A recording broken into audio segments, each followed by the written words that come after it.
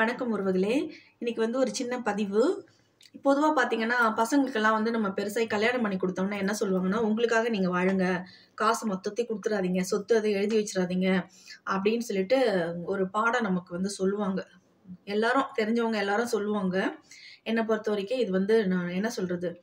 இது கடவுள் குடுத்த குழந்தைன்றத விட நம்ம வழியா வந்த குழந்தைங்கன்னு தான் நான் சொல்லுவேன். ஸோ அந்த குழந்தைங்க நம்ம சாகுற வரைக்கும் அது நம்மளோட நம்மளோட ரத்தம், நம்மளோட வாரிசுன்னு வச்சுக்கோங்களேன்.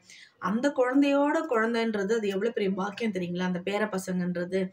ஸோ அதனால இருக்கிற வரைக்கும் அவங்க கூட ஒத்துமையா இருந்துட்டு, சின்ன சின்ன விஷயம் இருந்தாலும் அட்ஜஸ்ட் பண்ணிக்கிட்டு, குறை நிறைய தான் இருக்கும். இருந்தாலும் அது நம்மளோட பிள்ளைங்க. நம்ம பொண்ணு, நம்ம பையன், நம்ம மருமக, நம்ம குழந்தைங்கன்னு சொல்லி விட்டு குடுத்து வாழ்ந்தோம்னு வச்சுக்கோங்களேன், நம்ம சந்தோஷமா ஒரு பாண்டிங்ல சந்தோஷமா இருக்கலாம். அத விட்டுட்டு நான் தனியா தான் இருப்பேன். நான் சாகுற வரைக்கும் சொத்து எழுதி தர மாட்டேன். எனக்கு அப்புறம் தான் மத்தவங்களுக்கெல்லாம். நான் செத்தவுடனே உங்களுக்கு சொத்து எடுத்துக்கங்க அப்படின்னு சொல்றதெல்லாம் எனக்கு பிடிக்காத விஷயம். ஏன் கேட்டீங்கன்னாக்கா, இன்னைக்கு தூங்கி எந்திரிச்சா நாளைக்கு இருப்போமான்னு டவுட்டா இருக்கு. இதுல நம்ம லாங் ப்ராசஸ் யோசிக்கிறத விட, இன்னைக்கு நம்ம கிட்ட ரூ. 10 இருந்துச்சா, அது குழந்தைங்க கிட்ட ரூ. 7 குடுத்துட்டு நீங்க ரூ. 3 வச்சுக்கங்க. அத விட்டுட்டு ரூ. 10யும் குடுக்க வேண்டாம். ஆனா ரூ. 7 குடுத்துருங்க. ரூ. 3 நமக்கு போதும். நமக்கு என்ன செலவு இருக்கு? பசங்க நம்மள பாத்துக்க போறாங்க.